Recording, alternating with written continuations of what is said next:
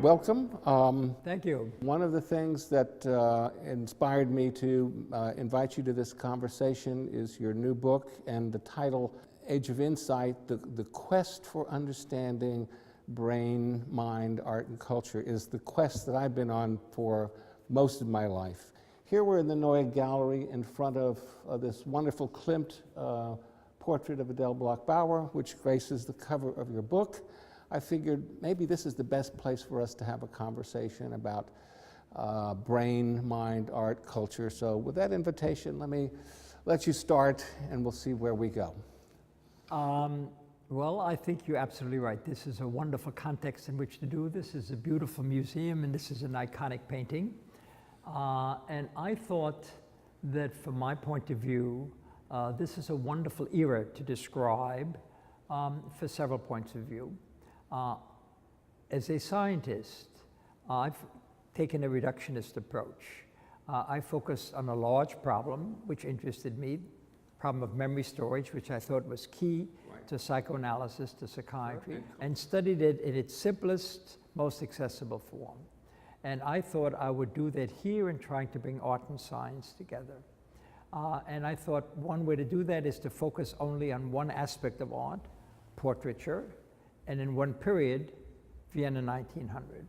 I focused on portraiture because we have a better intellectual understanding of how faces are represented in the brain than for any other object, number one. And number two, I focused on Vienna 1900, not only because it is historically so interesting, period of Freud, period of Schnitzler, but also because these three artists, Klimt, Kokoschka, and Schiele, had significant insights into unconscious mental processes independent of Freud.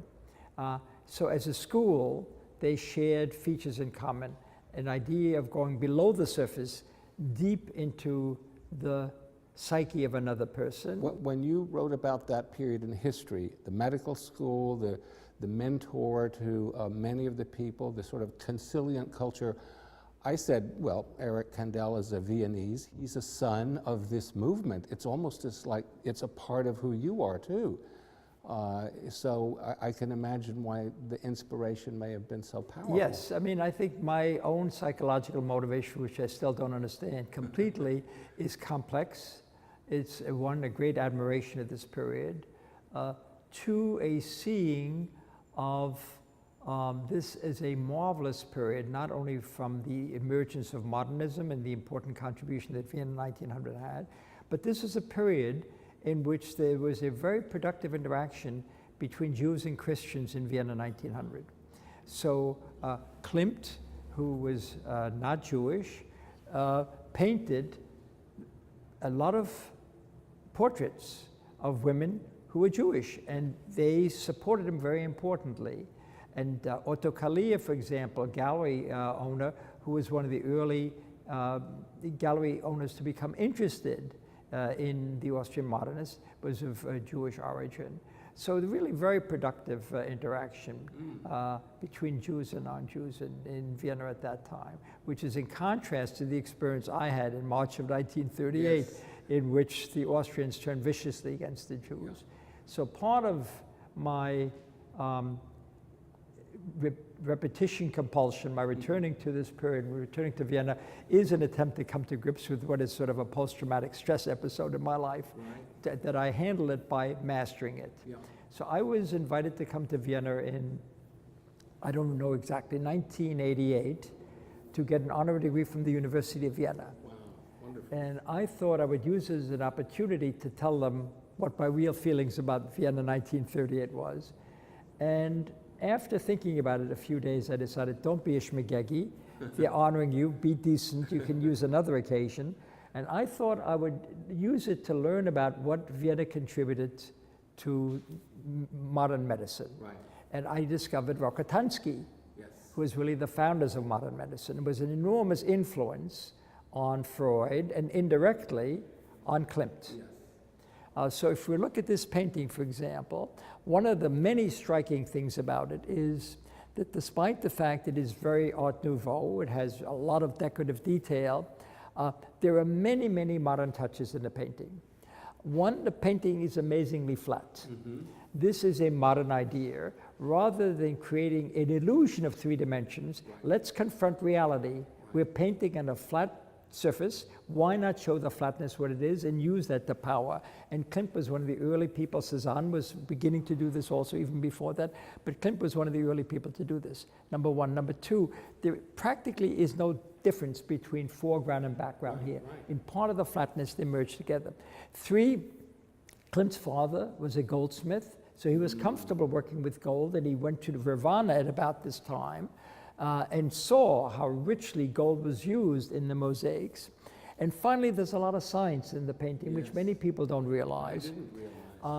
He read Darwin, and through Emil Zuckerkandel, whom he met in Bertha Zuckerkandel's salon, he learned a lot about biology.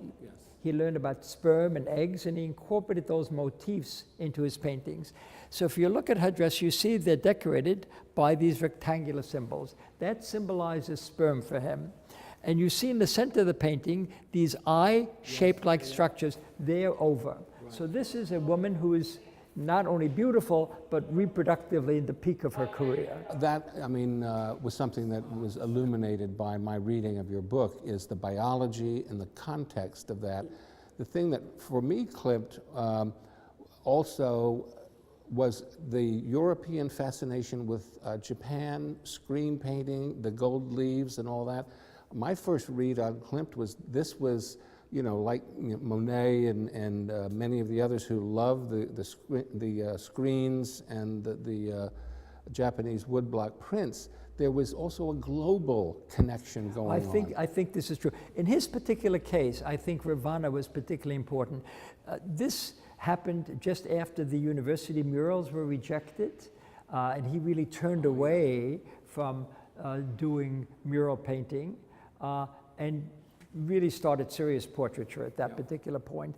And the trip to Ravana made him see art in a new way. And since he was comfortable working with gold, having helped his father, he took readily to this. And this was the golden period, and some of his most powerful paintings were made in this period. Absolutely. And I think the thing that inspired me for this conversation is the notion that people from different disciplines were talking to each other. This is amazing. About culture. We want to recreate this. Yes.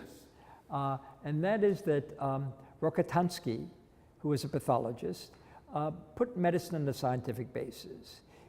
Look, this is 1850, 1860. Skoda, a clinician he collaborated with, could examine a patient at the bedside. He could listen to his heart, he could listen to his lung with a stethoscope, he could percuss the chest, he could take a history, look at the patient, but he couldn't interpret many of the things that he saw. Noise would be coming from the lungs, hard to know what that meant. Right. Noises were coming from different parts of the heart. Was that the normal opening of the aortic valve or the tricuspid valve or the mitral valve, or was it a diseased valve? The only way Rokitansky realized one could correlate what was happening at the bedside to what's really going on is to examine the same patient if they die at autopsy and correlate the clinical findings that Skoda had from a thorough examination of the patient with what you saw at autopsy. And if there's any question, Skoda would run fluid through the valves of the heart to see whether he could simulate what he heard at the bedside. This opened up modern clinical pathological correlation, which is the basis of the medicine we now practice. But he created a metaphor that drove all of these people. He said, truth is typically, commonly hidden from the surface. You've got to go deep below the surface to understand what's going on. Freud carried that theme forward. Enormously influenced by Rokitansky. He was a student at the University of Vienna Medical School when Rokitansky was dean, and incorporated that thinking into his own analytic. And what I think art has done from the cave paintings forward is to present a surface and then a depth of meaning beyond just a decorative surface.